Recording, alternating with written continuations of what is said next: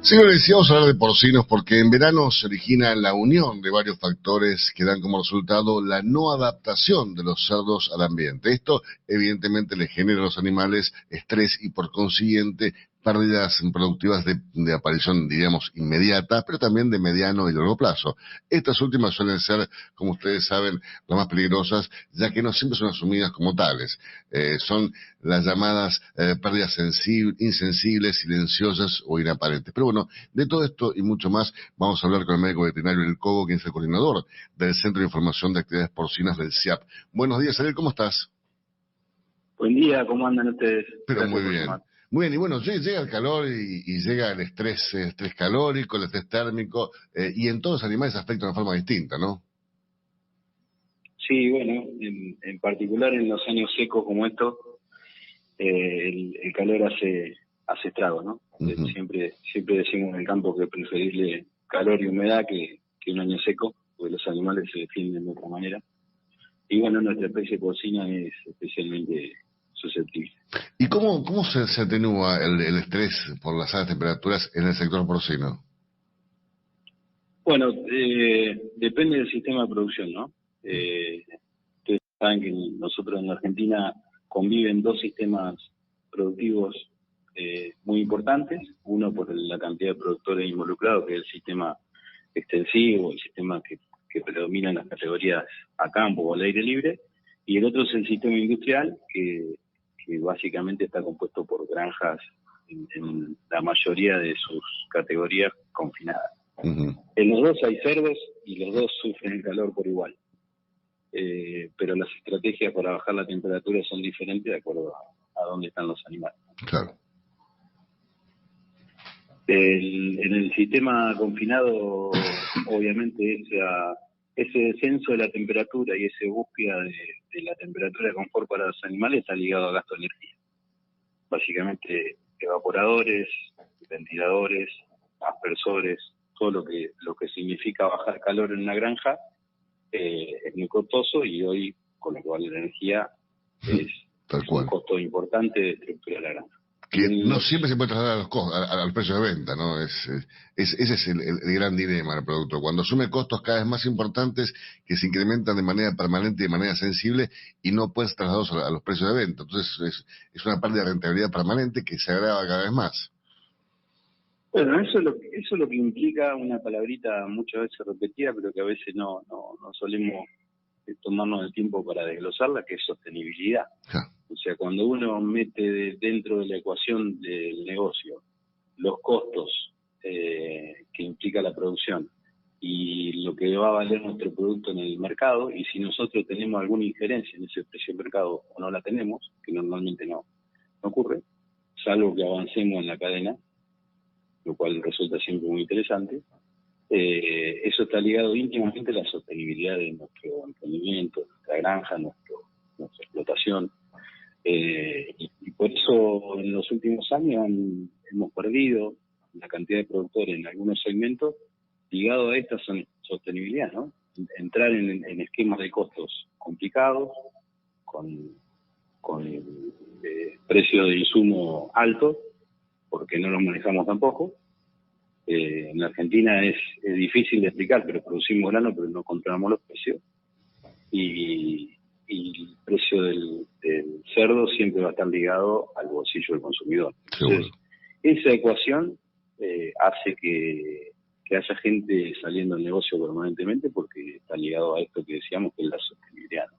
Bueno, entramos de lleno en la cuestión económica y nos fuimos del tema de calórico. Pero... Ariel, buenos días. Eugenia Basualdo te saluda. ¿Cómo estás? ¿Cómo estás, Eugenia? Bien, quería consultarte respecto a esto, ¿no? ¿Cuáles son los indicios o las características para poder detectar que el animal está con una temperatura irregular? Bueno, cuando nosotros tenemos un cerdo que no se está adaptando al ambiente, lo primero que identificamos muy rápidamente es el jadeo. ¿Por qué? Porque la especie porcina es muy mala disipando calor, o sea, no transpira, digamos, en una escala, digamos, de animales domésticos hay grandes transpiradores y pocos transpiradores, y eso, aunque parezca una cuestión risueña, el que está ligado a la producción sabe que cuando el animal transpira es mucho más estable su temperatura corporal porque puede disiparla rápidamente, y en el otro extremo los no transpiradores nos dan problemas en la producción. En el extremo de los no transpiradores están los pollos y la gallina, y muy cerquita está el cerdo. Entonces, la manera que tiene el cerdo de eliminar temperatura son dos: humedeciendo sus pezuñas, que a veces se puede y a veces no, porque a veces podemos dar esas condiciones y otras no, y aún así es una superficie muy pequeña la de las pezuñas comparada con toda la superficie corporal que tiene el cerdo. Y la otra es el jadeo, porque intercambia, a través del jadeo intercambia temperatura a través del aire, pero de manera muy ineficiente, porque en cada jadeo mueve un volumen de aire muy reducido y también peligroso, porque a medida que intensifica ese jadeo, entra en un desbalance ácido básico el animal, que también nos produce problemas. Así que eliminar calor para un cerdo de manera sin humedecer su cuerpo es un problema. Y el primer signo que vemos es el jadeo. Es más, nosotros medimos en nuestra producción y en nuestra granja los días de jadeo, digamos. O sea, un día de jadeo es un día en el cual los animales estuvieron en el galpón, en el corral, donde sea que lo estemos midiendo, por encima de su temperatura crítica no adaptado al calor. En ese sentido también... ¿Entendió? Sí, por supuesto. ¿Entendió? Sí. Y en ese sentido quería consultarte acerca del instinto, ¿no?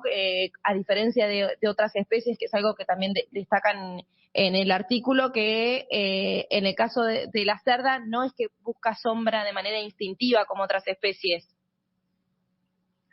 Bueno, eso está ligado al instinto de supervivencia, que es el que prima en todas las especies. Entonces, lo primero que prioriza el animal siempre es su vida, por encima de la reproducción, que en este caso sería una cuestión secundaria. Primaria para nosotros, porque es de interés técnico tanto la cerda como todos los animales que tenemos en producción, pero para el animal primero está su vida. Entonces, lo que hace la cerda es tratar de mantener su temperatura corporal con esta deficiencia que tiene para disipar calor. Normalmente lo que sucede en condiciones de campo, por ejemplo, es cuando una cerda humedece sus pezuñas siente frío.